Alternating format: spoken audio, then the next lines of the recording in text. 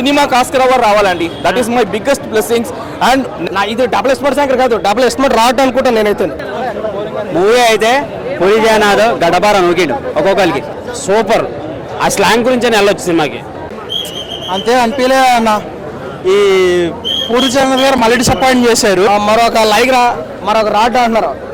అదరదింగాడు పూరి జగన్నాథ్. అంటే after flops తర్వాత ఇది ఎక్స్పెక్ట్ చేయవచ్చు. అంటే ప్రతి ఒక్క మీరు పెట్టిన టికెట్కి న్యాయం చేస్తాడు. బాగుంది సినిమా అయితే. 5కి నేనైతే ఈజీగా 4 ఇస్తా. సాంగ్స్ అయితే అసలు ఎక్స్పెక్ట్ చేయవద్దు. 1000% లవ్ ఫోటో సాంగ్స్ అయితే. రామ్ పరంగా అయితే యాక్టింగ్ క్రేజీ. అలీ అసలు వరస్ట్. అసలు అలీ ఎందుకు వస్తాడో తెలియదు.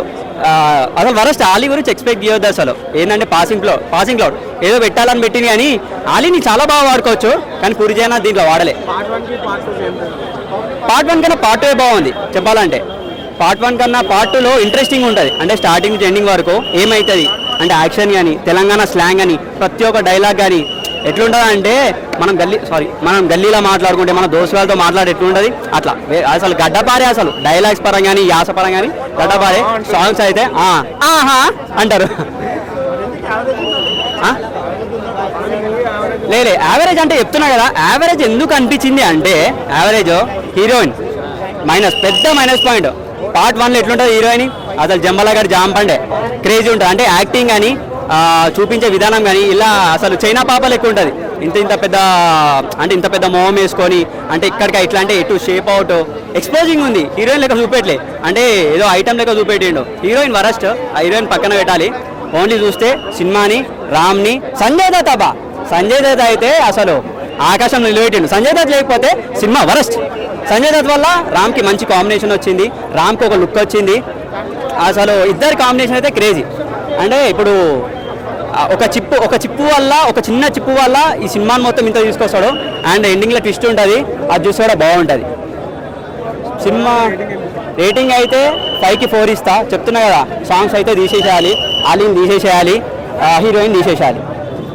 ఫైట్లు కానీ డ్యాన్స్ కానీ తర్వాత యాక్టింగ్ కానీ చాలా బాగుందన్న. డబుల్ స్మార్ట్ బాగుంది. నేనైతే 3 ఇస్తాను. స్మార్ట్ 3.5.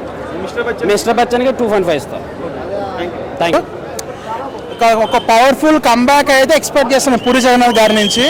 ఏంటంటే ఆయన తీసిన సినిమాలు ఆ రేంజ్లో ఉంటాయి. క్యాటరేన్స్ అవన్నీ.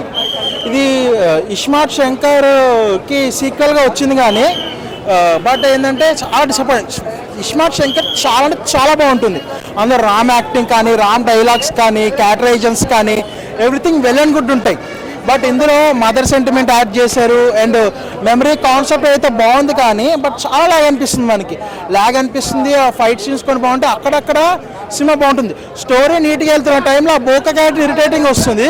కానీ ఆ ఇరిటేటింగ్ వచ్చిన క్యారెక్టర్ బాగుంది అనిపిస్తుంది ఓవరాల్ సినిమా మీద. సినిమాలో అసలు కాస్టింగ్ బాగుందన్న. సంజయ్ దత్ గారిని తీసుకోవడం బాగుంది. అండ్ ఇస్మార్ట్ శంకర్లో యూటిలైజ్ చేసినట్టు రామ్ని అంతలో యూటిలైజ్ చేయలేదు ఇందులో.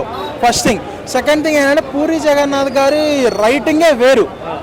ఆయన ఒక రేంజ్లో రాస్తారు. ఆయన మీద చాలా అభిమానం ఉంది.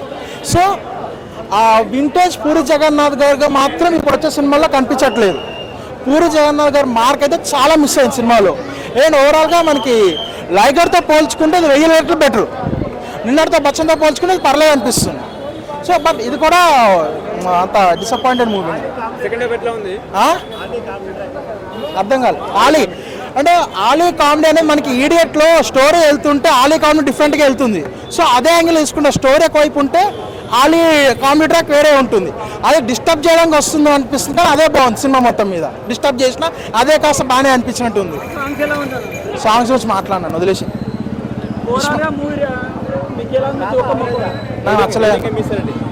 1 అన్న 5కి 1కి 5కి 1 క్లైమాక్స్ టైటిల్స్